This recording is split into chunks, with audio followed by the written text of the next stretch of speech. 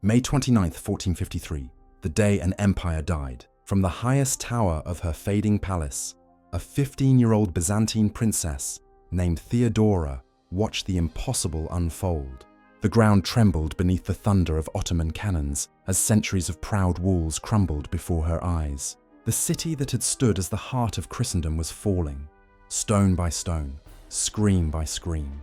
By nightfall, the banners of the crescent moon rose above Constantinople, and standing in her shattered throne room was its new master, Sultan Mehmed II, barely 21 years old, eyes burning with the ambition of a man who had just conquered the greatest city on earth.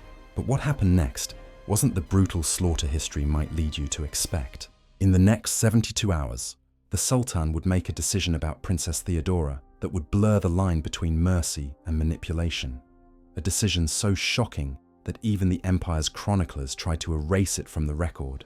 This is not just a story of conquest, it's a story of power, temptation, and the strange mercy of a young ruler who believed he was chosen by destiny. Before we uncover the moment that changed both their lives and the fate of two empires, hit that like button if you've ever wondered what truly happened to royal families when their kingdoms fell.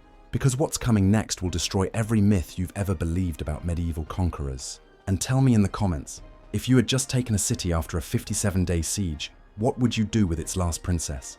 What you're about to hear isn't legend, it's recorded history. Every moment that followed inside those doomed city walls comes directly from Ottoman palace archives and Byzantine chroniclers like Ducas and Critobulus.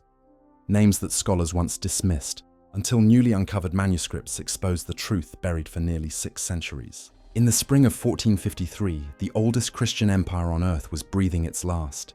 Constantinople, the queen of cities, the shining jewel of the Byzantine world, stood surrounded on all sides. 80,000 Ottoman soldiers encircled her like a tightening fist. 200 warships blocked every escape by sea. And from the hills beyond the Golden Horn, thunder roared. Not from the heavens, but from the new gods of war. Cannons. Among them stood a monstrous creation. 27 feet of iron fury, forged by a Hungarian engineer named Orban. It hurled 1,200-pound stone balls with such force that the very earth shook. The great Theodosian walls, which had defied Persians, Arabs, Crusaders, and countless others for over 1,000 years, began to split like clay beneath a hammer. Inside, only 7,000 defenders remained. Greeks, Italians, Spaniards, men fighting not for victory, but for time. The air hung heavy with the smell of smoke, gunpowder, and burning pitch. Church bells echoed endlessly across the city. Priests marched through the narrow streets, holding icons high, their voices trembling with desperate prayers for divine salvation. Families barricaded their doors with furniture, knowing the cruel truth. Under Islamic law, a city taken by force could be pillaged for 3 days. Everyone inside those walls understood what that meant. And in the palace overlooking the shimmering waters of the Golden Horn, the last remnants of Byzantium waited.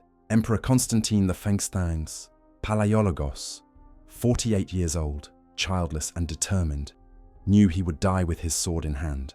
Yet among his surviving kin was one whose story history nearly erased, Princess Theodora Palaiologina. Barely 15, Theodora had never known life beyond those palace walls. Educated in Greek philosophy and the graceful arts of diplomacy, she was destined for a royal marriage that would never happen.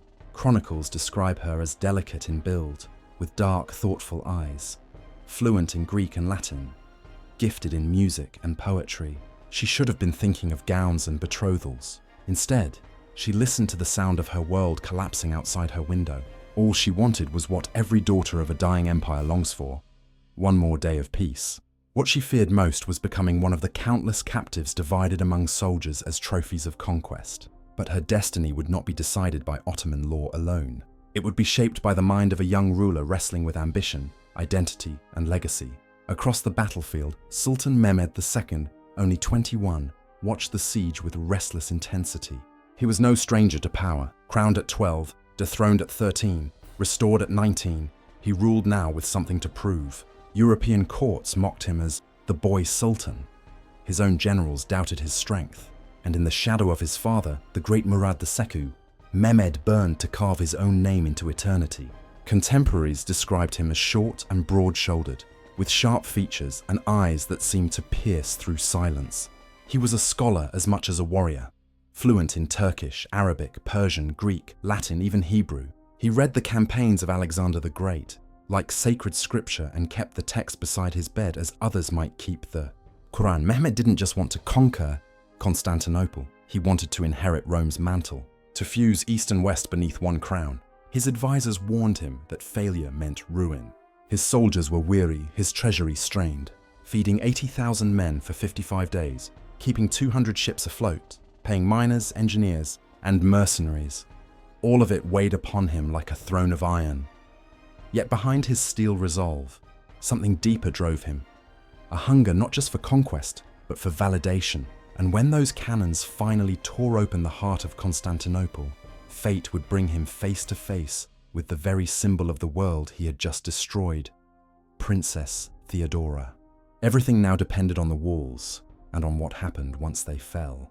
But for Sultan Mehmed II, the fall of Constantinople was never meant to be just a victory of arms. It was to be a transformation of history itself. On the eve of the final assault, May 28, 1453, the young Sultan made an offer that stunned even his most loyal commanders. He sent a message to Emperor Constantine XIV. "Surrender now. Your people will live. You may keep your treasures and rule the Peloponnese as my vassal. No blood will be shed." It was an offer of mercy in the shadow of annihilation, but Constantine refused. According to chronicler George Francis, the emperor replied, "To surrender the city is beyond my power or anyone else's who lives in it, for we have resolved to die of our own free will." That night, Constantinople prepared for its last dawn. Inside the Hagia Sophia, the great cathedral that had witnessed 1,000 coronations, thousands gathered for a final liturgy. Orthodox and Catholic, enemies for centuries, now stood side by side, their voices trembling together in one last prayer. Candles flickered against golden mosaics of Christ, and the sound of weeping rose like incense. In the palace above the Golden Horn, Princess Theodora's mother, a woman remembered only as Lady Euphron, made a desperate choice. She cut her daughter's hair, rubbed soot on her face and hands, and dressed her in coarse servant's cloth. "If they find us," she whispered, "they will take you. If they think you are nothing, you may live." It was an act of love born from terror. May 29, 1453, 1 a.m. The drums began. 80,000 voices thundered, "Allahu Akbar!"